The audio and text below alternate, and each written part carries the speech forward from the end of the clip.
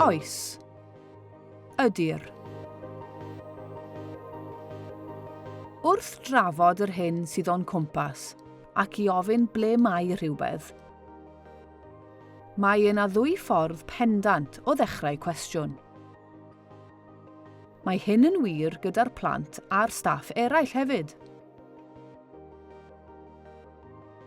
Mae llawer o gyfleoedd i gynnal sgyrsiau fel staff o flaen y plant, fel bod y plant yn clywed cwestiynau ac atebion yn cael eu modelu'n gywir.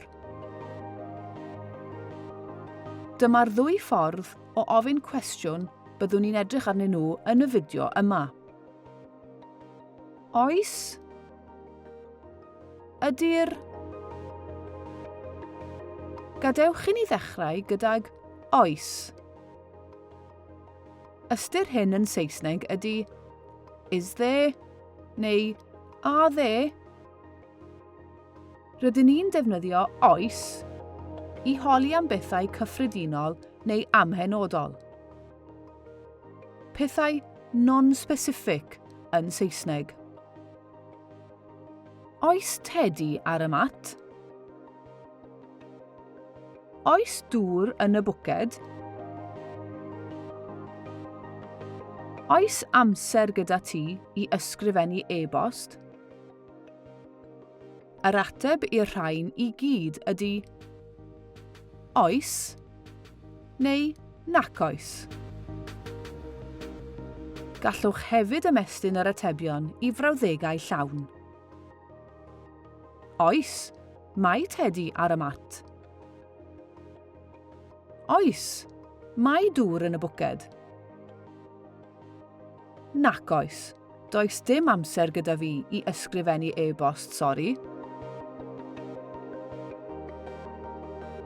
Edrychwn ni nesaf ar y patrwm arall. Ydyr.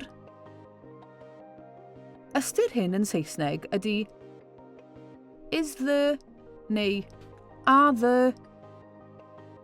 Rydyn ni'n defnyddio ydyr i holi am bethau penodol, pethau specific yn Saesneg. Ydy'r botel yn mynd i arnofio? Ydy'r rhaw yn suddo yn y dŵr? Ydy'r rhieni yn mynd i ffonio bore yma?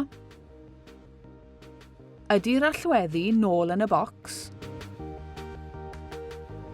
Yr ateb i'r cwestiynau sy'n holi am un peth ydy ydy neu nac ydy.